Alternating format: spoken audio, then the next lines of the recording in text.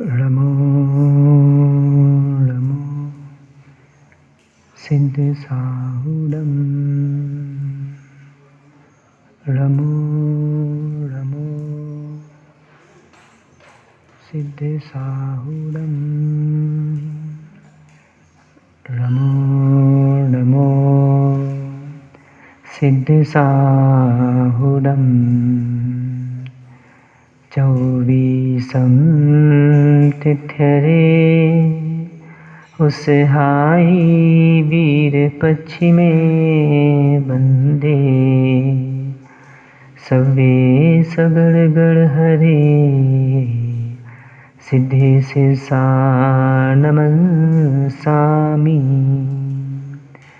नमिदुण बड्डमाणं परमप्पाणं जिनं तिसुद्धेन वोच्छामिरयणसारं सायारनयारधं मेनम्। अंतर्तीत सिद्ध परमेष्ठी भगवान की वर्तमान शासन नायक वर्धमान स्वामी की 1008 मूल नायक भगवान श्री पद्म प्रभु स्वामी की परम पूजनीय आचार्य भगवान 108 श्री कुंद कुंद स्वामी की परम पूजनीय दीक्षा शिक्षा प्रदाता आचार्य भगवान गोश 108 विशुद्ध सागर जी महाराज की सिद्धांत शास्त्र की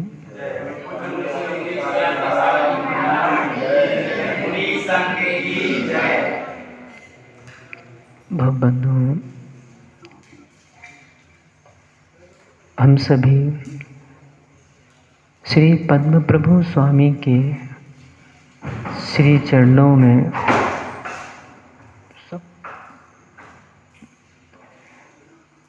शिव श्री की प्राप्ति के लिए श्री जिन देशना का श्रवण कर रहे हैं। जीवन का कोई सार है तो वह रहन सार है। इसकी प्राप्ति जिसने की है, निर्वाण की प्राप्ति उसने की है।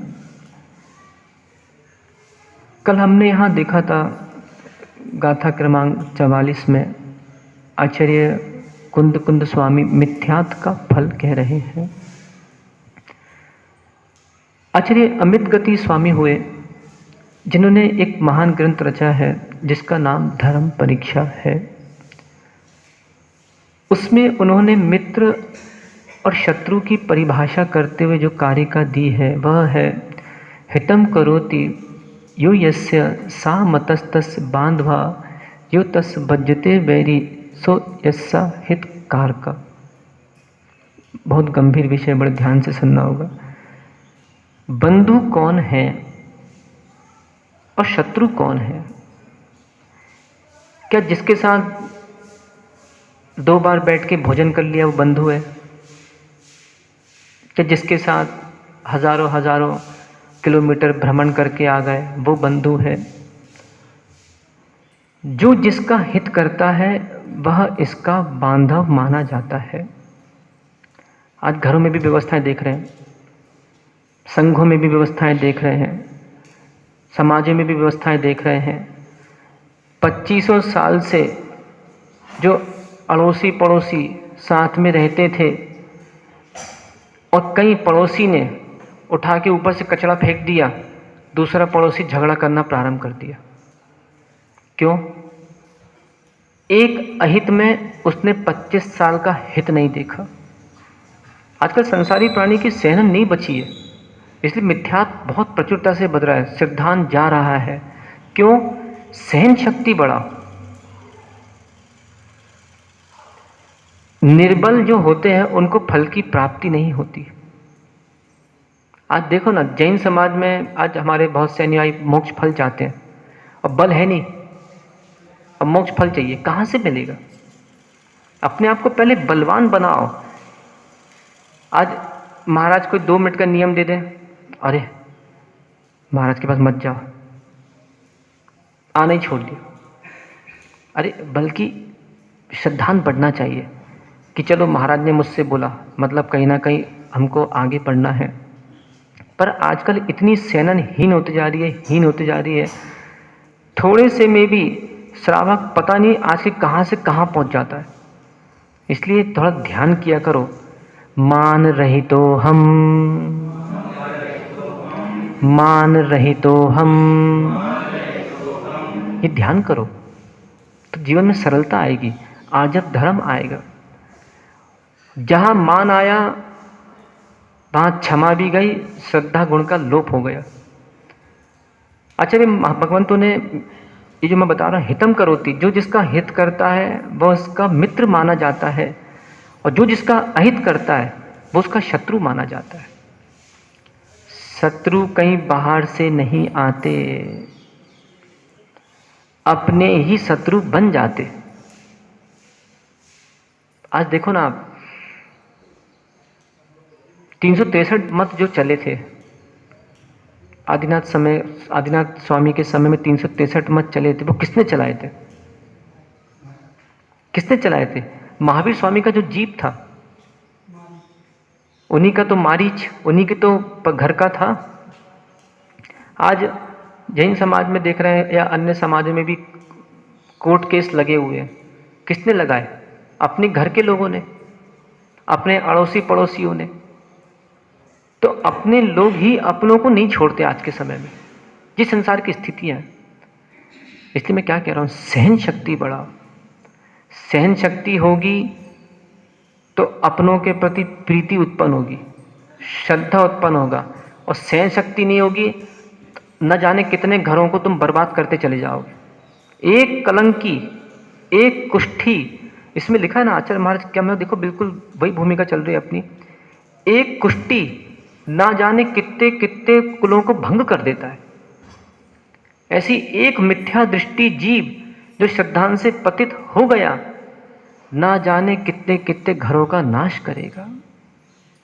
इसलिए कभी कोई किसी मुनिराजों के बारे में, धर्म के बारे में अनर्गल शब्दों का प्रयोग करते सुनाई दे, उससे कहना कि भैया तुम तो मर चुके हो, हमें काहे को मारते हो। ऐसे मुर्दों से मत मिलना तीनों भाई। ऐसे कई जिंदा मुर्दे मिल जाए ना, ऐसे मुर्दों से कभी मत मिलना जो श्रद्धा विहीन हो चुके हैं।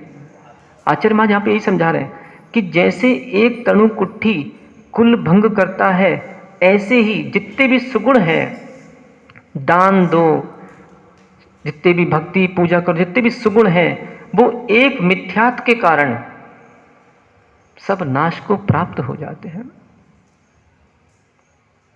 मंदिर में भी देखता हूं ना, लगेंगे भाई साहब धोती दुपट्टा पहन के बैठे हैं, क्या सम्यक दृष्टि जीव है, पर पता पड़ा पूरे नगर में इससे बड़ा मिथ्या दृष्टि कोई नहीं है। लगता है लोग कह रहे हैं भाई साहब जय जिनेन, जय जिनेन नमस्ते करने लायक नहीं है, मिथ्या दृष्टि है। तो जो जिनालय में आकर, अभी देखना पर्यूषण पर्व आएगा ना, मैं बता रहा हूं ना, अभी पर्यूषण पर्व आएगा, हमारे ढोंगी महात्मा 10-10 पूजा करेंगे, 5-5 पूजा करेंगे। और यही अभी देखना आगे का, अभी नवरात्रि आने वाली है, अभी आगे और दिवाली आने वाली है, ये ऐसे मिथ्यात्व में लीन हो जाएंगे, यहाँ लाइन लगाएंगे, वहाँ लाइन लगाएंगे। ये सम्यक दृष्टि लोग हैं। विचार करो।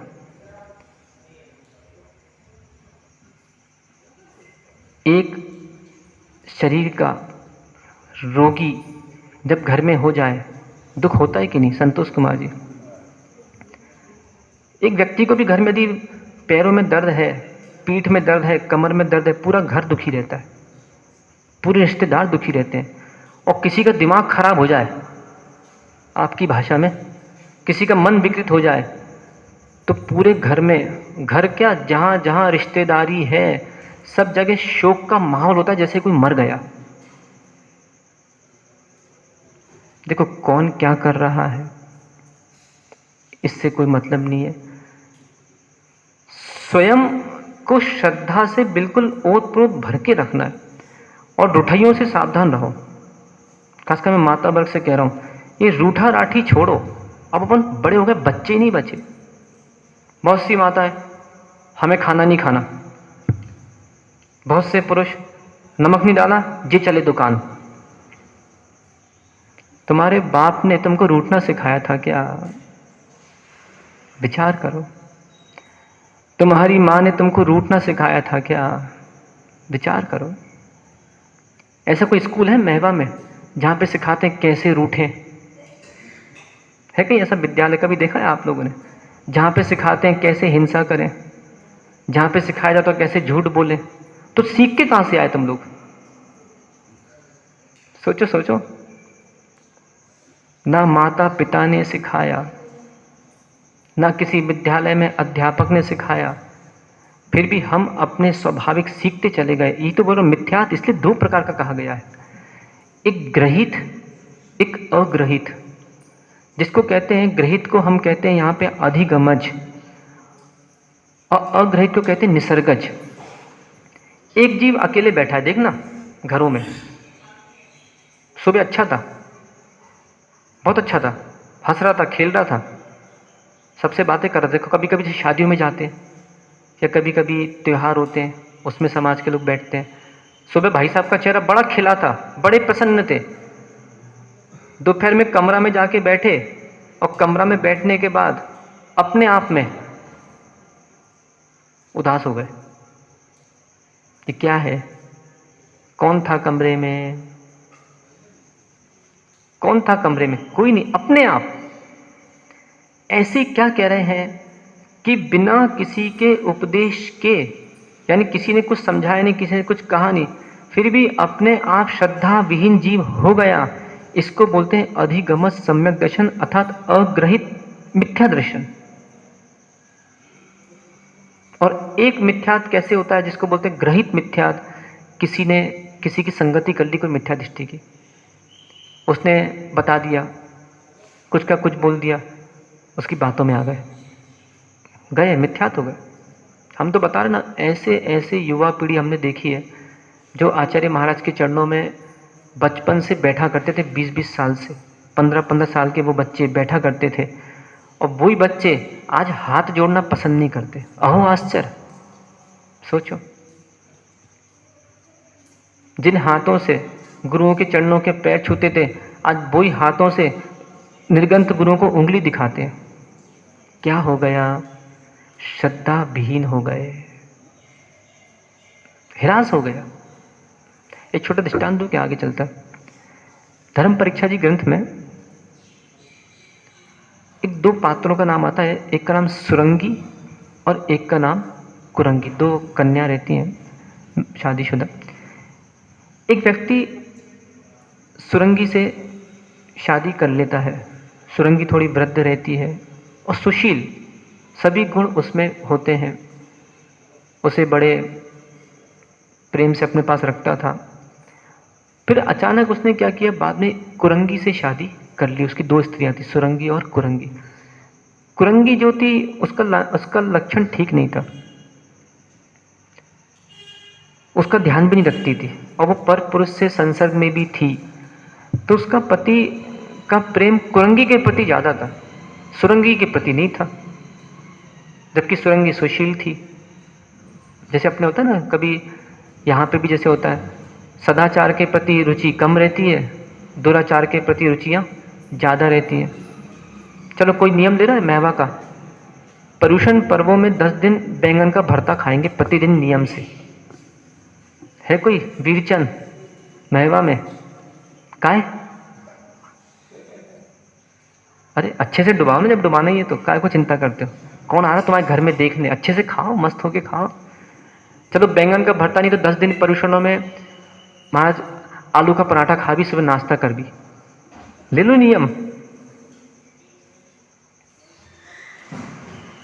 उसकी रुचि कुरंगी के प्रति इतनी तीव्र थी, उसको सुरंगी कितनी अच्छा करती थी, उसको बुरा लगता था। एक बार वो व्यापार के लिए बाहर जाना था उसको, तो उसने सोचा कि एक काम करता हूँ, मैं कुरंगी के लिए एक अलग से मकान और थोड़ा धन आदि देकर मैं कहीं बाहर निकल जाता हूँ। वो बाहर चला गया, कुरंगी को उसने सब धन संपत्ति और पूरी व्यवस्था कर दी। कुरंगी का चार्य ठीक नहीं था, और उसने क्या किया, किसी पर पुरुष के साथ मिलके पूरा धन जो उसके पति ने दिया था सब खत्म कर दिया। घर में जो भी सामग्री थी सब बेच दी, कुछ भी नहीं बचा। और यहाँ जो सुरंगी थी वो अपना जीवन आनंद का जिया करती थी। एक बार जब उसका पति आया तो वो पति ने क्या किया, बाहर उद्यान में वो रुक गया और उसने समाचार भिजवा दिए कि बोल दो मैं आया हूँ, तो भोजन कुरंगी से कहा, सुरंगी से नहीं कहा, कुरंगी से कहा कि बोल दो कि तेरा पति आया है और उसके लिए अच्छा अच्छा स्वादिष्ट भोजन बना के रखो। एक दाना था नहीं उसके घर में। अब उसने क्या किया, सुरंगी को खबर भिजवा दी कि सुरंगी तेरा पति आ रहा है और तू उसके लिए भोजन बना दे। सुरंगी कहती है देख, उसका मेरे प्रति रुझान नहीं है और वो मेरे यहाँ भोजन नहीं करेगा, तू ही बना। पर कुरंगी ने बोला नहीं, मैं समझा दूंगी, तू तो बना तो उसने दासी को बुलवा दिया कि उसको बोलना कि कुरंगी ने कहा है सुरंगी के यहाँ जाके भोजन करना है। सुरंगी ने अच्छे 56 प्रकार के भोज बनाए थे, स्वादिष्ट, रुचि भी अच्छी थी उसकी। वो पहुंचा और पूरी थाली उसके सामने सुरंगी ने बड़े प्रेम से, श्रद्धा जहाँ होती है वहाँ सूखी रोटी भी अच्छी लगती है, और 56 भोग उसने बनाए उसके लिए रख दिया। अब उसने जैसे ही एक निवाला खाया उसको स्वाद नहीं आया। जैसे हमारी युवा पीढ़ी जब केले के पराठे खाती ना, उनको स्वाद नहीं आता, क्योंकि रुचि कहाँ है, आलू में। तो उसको स्वाद नहीं आया। वो कहता है कि मुझे ये भोजन रुचता नहीं है, मैं तो कुरंगी के हाथ का मुझे भोजन करना है, कुरंगी के हाथ से लेके आओ। अब उस दासी ने जाके कुरंगी से कहा कि तेरा पति भोजन नहीं कर रहा है और तुझे ही भोजन बनाना होगा। कुछ था नहीं, उसने सोचा क्या करूं, तो उसी के बगल में गैया बंधी थी। तो उसने सोचा कि अभी गैया का गोबर करने का समय हो गया। उसने पीछे उठा के बड़ा सा थाल गैया के पीछे रख दिया, और गैया ने अभी तुरंत कुछ देर पहले गेहूं के दाने खाए थे, और गैया ने उस परात में कर दिया पूरा गोबर। अब उससे निकल रहा है बड़ा अच्छा धुआं निकल रहा है। याद करो आटे के हलवे की, याद करो जब आटे का हलवा बनता है उसमें चिरौंजी डालते हैं, बिल्कुल वही वैसे हूबहू वैसी लग रहा था वो। और उसने क्या किया, वो गोबर और चिरौंजी जैसे गेहूं वाला जो था वो जाके कह दिया कि जा मेरे पति को बोलना कुरंगी ने ये स्वादिष्ट भोजन बना के भेजा है। और जैसे उसने वहाँ पे जो भोजन दिया, उसके पति ने आओ देखा ना ताओ उठा के वो भोजन करना, वो गोबर उसने जैसे ही खाया, क्या कहता है, क्या स्वादिष्ट भोजन बनाया है। इसको कहते हैं विपरीत श्रद्धा। और बड़े चाव से उसने जो 56 प्रकार के भोग थे उसको छोड़ के वो गोबर खाया। सोचो, अब आटे का हलवा जब बने ना घर में तो विचार करना क्या खा रहे थे, उसकी दशा तो देखो। ऐसे ही एक जीव सम्यक रूपी, उसको कितने अच्छे अच्छे रत्न दिए गए, परंतु उसको तो मिथ्यात के कंकड़ पत्थर ही अच्छे लगते हैं। आज हमारे इतने सारे महात्मा जी अभी आएंगे पर्युषण पर्व में चोला पहन के, और चोला पहन के यहाँ देखना, यहाँ पे तो भगवान सुदेव की आराधना करेंगे और कहीं अन्य स्थानों में जाके कुदेवों की भी आराधना करेंगे। तूने क्या किया, ये 50 किलो दूध उबाल लिया और घर जाके तूने एक बूंद नींबू की उसमें डाल दी, पूरा फट गया। किससे डरते हो? ये सब छोड़ो क्रियाएं। आज देखते ना हमारे घरों के बाहर भी बहुत सारे लोग आते हैं, तो बहुत सारे लोगों को हम श्रीफल देते नजर आते हैं। 10 रुपया तुमने बर्बाद कर डाले। वही 10 रुपये का श्रीफल यदि जिंदेक के चरणों में चढ़ाते तो कल्याण होता। मित्रता मिथ्यात्व से नहीं कर सकते। आज हमको बहुत सारे लोग आमंत्रित करते हैं कि जैन समाज के लोगों को कि आप लोग आइए, जाने की कोई मनाही नहीं है, परंतु जाने के बाद मित्रता निभाओ, पर अपने धर्म को बचाओ। और मान लो कहीं वही जीव ने कहीं किसी दिगंबर मुनि के या टीवी आदि में प्रवचन चुने, देखो क्या करें। और वही उसने प्रवचन सुने मानो किसी मुनिराज के आदि आदि जो भी, कि जैन धर्म के लोग अपने धर्म में दृढ़ रहते हैं, तो वो क्या सोचेगा, काय के दृढ़ रहते हैं, हमारा पड़ोसी ही मिथ्या दृष्टि है, काय का दृढ़ है। तो यहाँ क्या कह रहे हैं कि कुल को बचाना है तो अपने आप के करण और अपने चरणों को निर्मल रखो। करण और चरण, बहरों के करण चरण निर्मल नहीं हो पाएंगे। अपने अभी मैं बता रहा हूँ ना, मात्र महवा की बात नहीं है, देश में अच्छे अच्छे कान वाले बहरे पड़े हैं, जिनके कान भी हैं पर बहरों को कुछ सुनाई नहीं पड़ता, और बहरा सुनता भी है, क्रिया में नहीं लाता। तो क्या कह रहे हैं, कर्ण पवित्र होंगे तो करण चरण की पवित्रता होगी। करण से लेना है परिणाम और चरण से लेना है आचरण। एक जीव आज यहाँ पे बाजार जाता है सब्जी खरीदने के लिए। निकेश भाई गए कभी सब्जी खरीदने? टमाटर लेने गए हो? क्या करते हैं? नहीं, वो तो सही है, टमाटर खरीदते हैं। 1 किलो टमाटर लेना है तो छांटा छांटी करते कि नहीं करते? क्यों? खराब ना दे दे। विचार करो, सड़े टमाटरों को अलग कर देते हो और जो सड़े भाव हैं उनको लेके 24 घंटे बैठे हो। तेरे भाव क्या टमाटर से भी ऊपर हैं क्या? विचार करो। सड़ा घर में टमाटर सड़ जाए तो पवन कुमार क्या आती है? घर में कोई टमाटर सड़ जाए तो क्या आती है? बदबू। ऐसी हे महवा के सड़े टमाटरों, तुम्हारे घर से बदबू आ रही है, फेंको बाहर। ध्यान किया करो, मैं सड़ा टमाटर हूं। ध्यान करो, ध्यान करो, मैं सड़ा टमाटर हूं।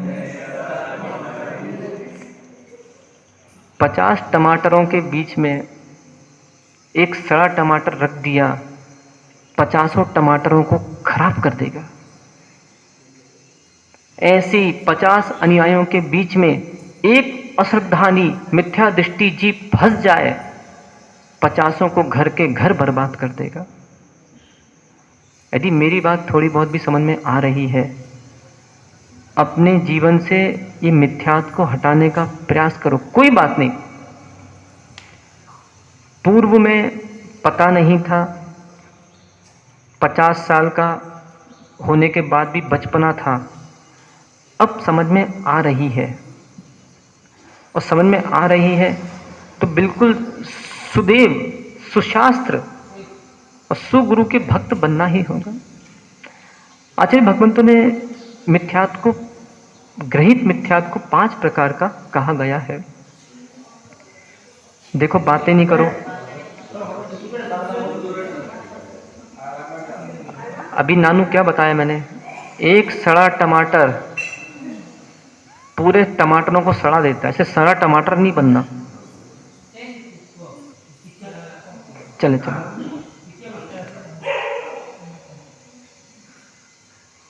मिथ्यात्व को आचार्य भगवंतों ने 5 प्रकार का मिथ्यात्व कहा गया है। थोड़ा सिद्धांतिक विषय पर ध्यान से सुनागा। एकांत, विनय, संशय, विपरीत, अज्ञान। एक वस्तु में अनेक धर्म होते हैं, या यदि हम सिद्धांत भाषा से कहें तो वस्तु अनेकांतात्मक होती है। एक धर्म को मानना मिथ्यात्व है। सही है कि नहीं पुत्तूलाल जी? एक धर्म को मानना मिथ्यात्व है, अनेक धर्म को मानना सम्यक्त्व है। अब आइए, एक धर्म को मानना मिथ्यात्व है और अनेक धर्म को मानना सम्यक्त्व है, तो क्या महाराज हम एक जैन धर्म को मान रहे हैं तो क्या हम मिथ्या दृष्टि हैं? यहां मैं इस जैन धर्म या अन्य संप्रदाय की बात नहीं कर रहा हूं। यहां मैं एक वस्तु में जो अनंत धर्म पाए जाते हैं, मैं उसकी बात कर रहा हूं। जैसे कि एक जीव में पिता धर्म भी है, चाचा धर्म भी है, दादा धर्म भी है। और मात्र यदि मान लो, संतोष कुमार जी,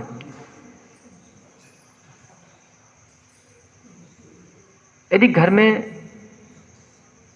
पिता हो कि नहीं, पति हो कि नहीं, चाचा मामा सब हो कि नहीं, और सभी यदि पिता बोले तो कैसा रहेगा?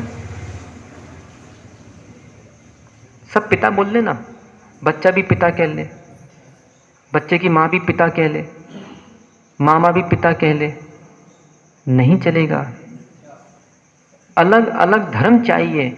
ऐसे ही वस्तु स्याद नित्य, स्याद अनित्य, स्याद सत, स्याद असत। बताओ, मैं यहां हूं कि नहीं? हाँ, ये बताओ, ये पिछी है कि नहीं है? नहीं है, नहीं है। ये पिछी में दो धर्म है भी और नहीं भी। यदि मत है बोल दिया, एकांत मिथ्यात्व में चला जाएगा जी। यदि मात ऐसा बोल दिया नहीं है, जो कि शून्य, सारा जगत शून्य है, ऐसे कहने वाले भी लोग दृष्टिगोचर हुए, वो भी मिथ्यात्व में जाएगा। तो देखें क्या कहना है, पिछी पिछी अपेक्षा से सत। क्या पिछी कमंडल है? क्या पिछी कमंडल है? क्या नहीं है? तो पिछी कमंडल की अपेक्षा से असत। एक 4 पंक्ति बोलता हूं। कऊ कहत है नहीं,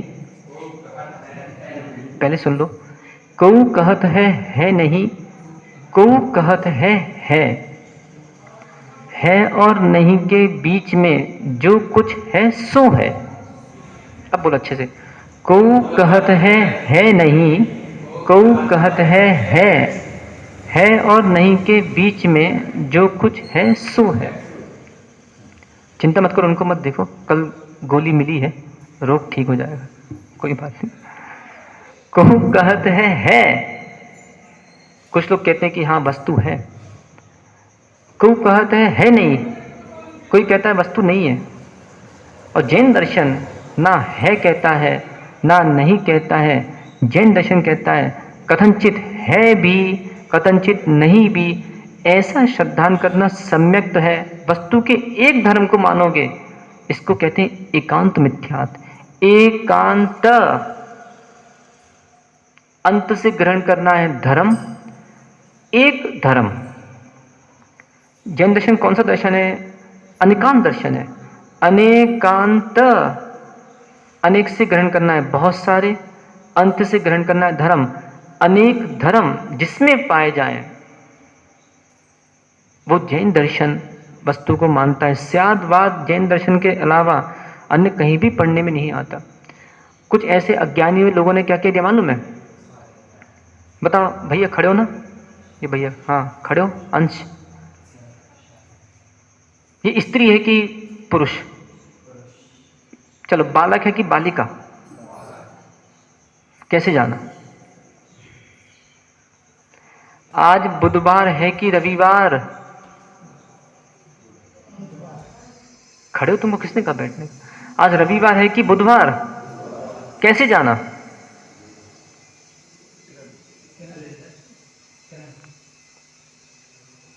ये बालक है कि बालिका? कैसे जाना? कि महाराज ये बालक है ऐसे जाना कि बालिका नहीं है? निषेध कह दिया तो विधि का ज्ञान हो गया।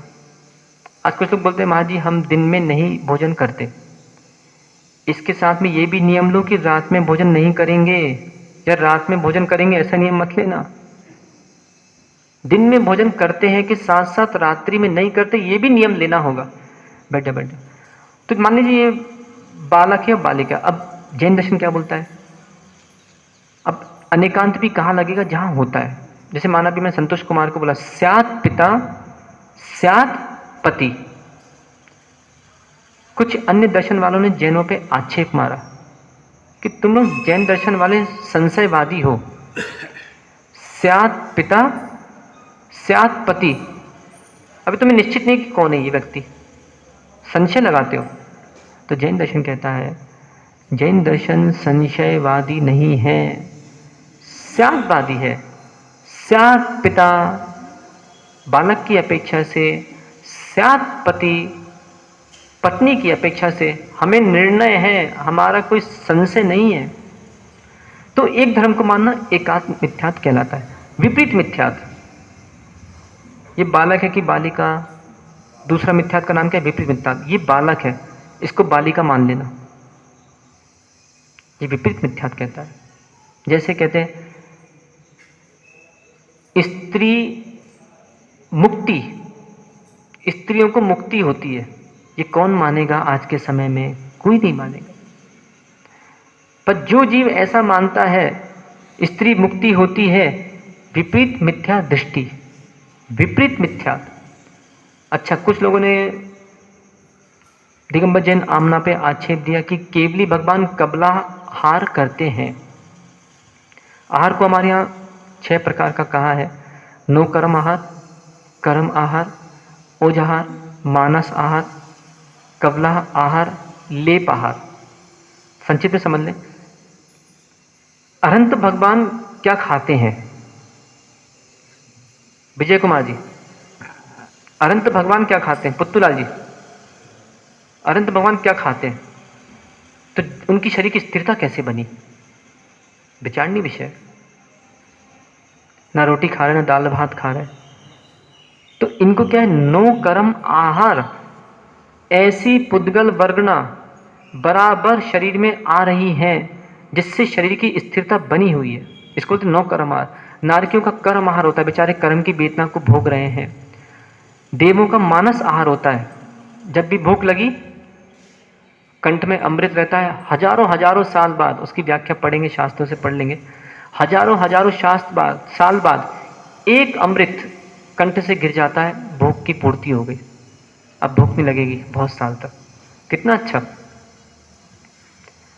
ये मानस आहार कहलाता है। नो कर्म आहार, कर्म आहार, मानस आहार, लेप आहार, अर्थात जो वनस्पति को खाद पानी डालते हैं वो लेप आहार कहलाता है। कुछ अज्ञानियों ने, दिगंबर मुनियों के विरोधियों ने, साधु को तेल लगाओ तो कहते साधु ने लेप आहार कर लिया, साधु रात को खाना खाते 9 बजे।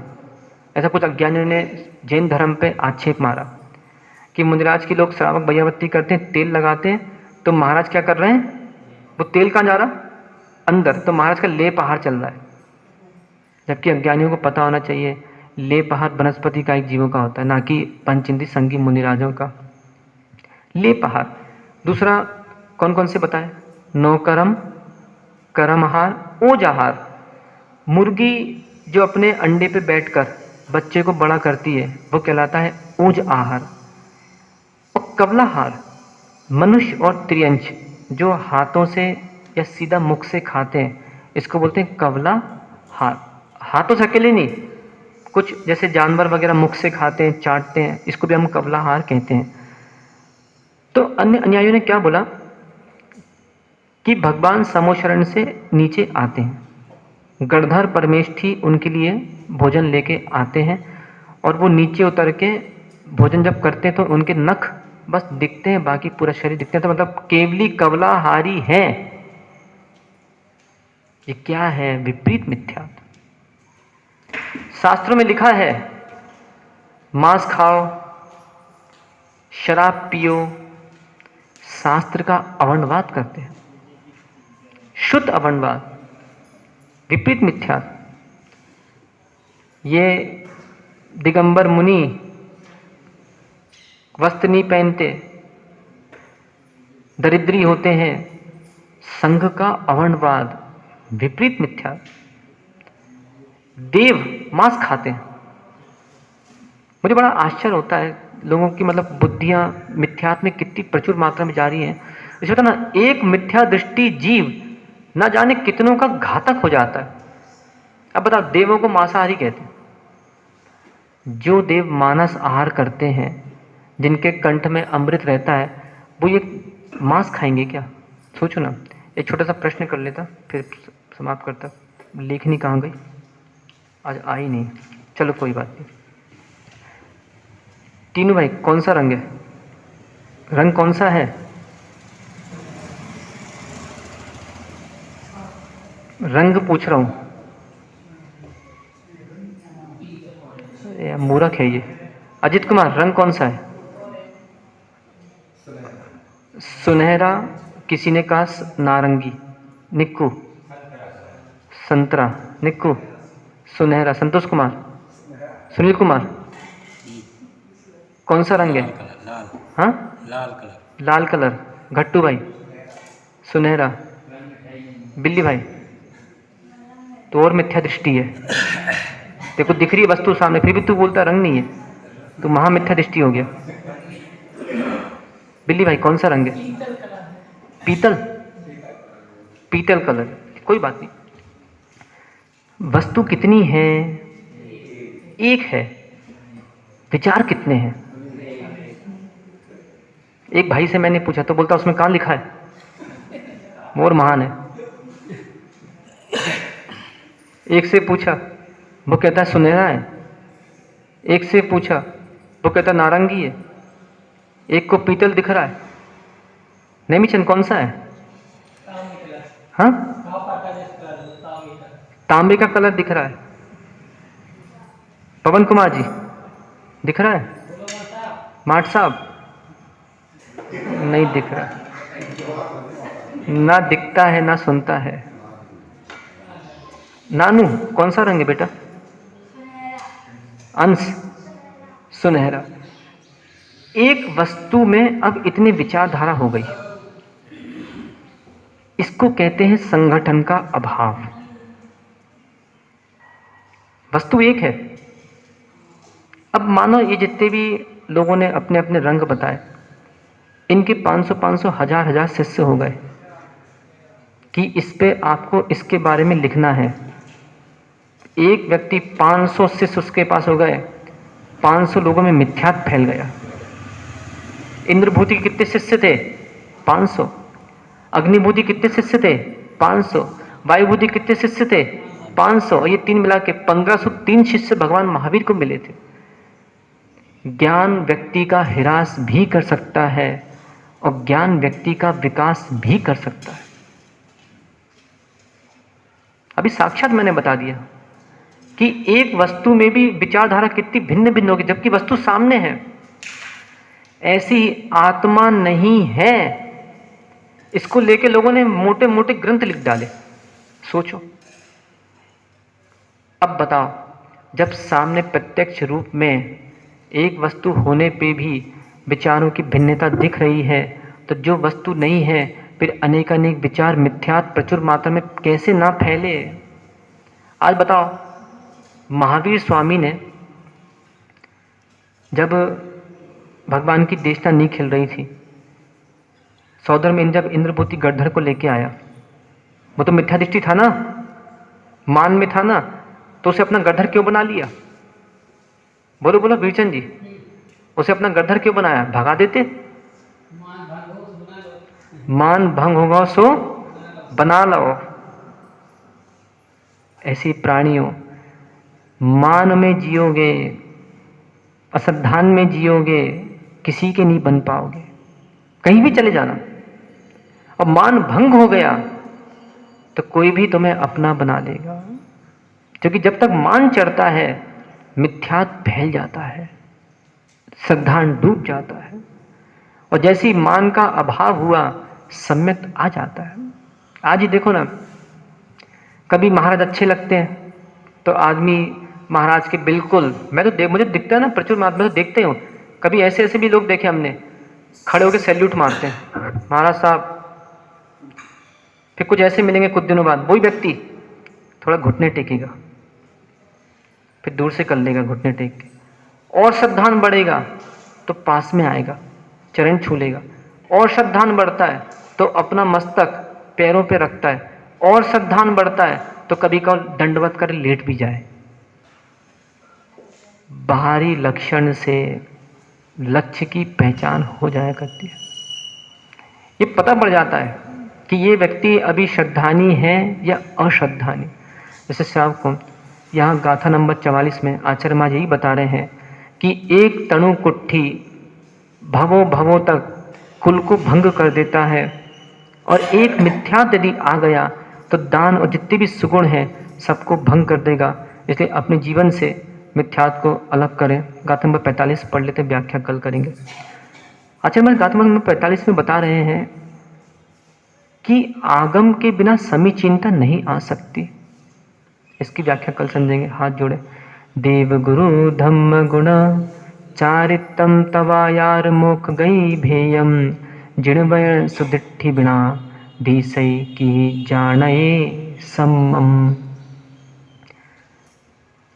जिन वचन की क्या महत्ता है, आचार्य महाराज यहाँ पे क्या कहना चाह रहे हैं, इसको हम कल पुनः सुनेंगे। आज यहाँ से इतना निर्णय करके जाना है कि मेरा जीवन कैसा है। सुबह 50 किलो दूध लेता हूँ, गर्म करता हूँ और स्वयं अपने हाथ से एक बूंद नींबू की डाल के फाड़ देता हूँ। इसलिए चाहे कितने ही बड़े बड़े उपसर्ग आ जाएं, कितना ही कुछ हो जाए, एक श्रद्धानी जीव अपना भी कल्याण कर लेता है और पर का भी कल्याण कर लेता है। रक्षा करो जीव की रक्षा करो, जीव की रक्षा करो जीव की रक्षा करो। यदि नहीं की रक्षा जीव की तो चलती रहेगी दुकान कर्म अजीब की। भगवान आदिनाथ स्वामी की जय। जय बोलिए।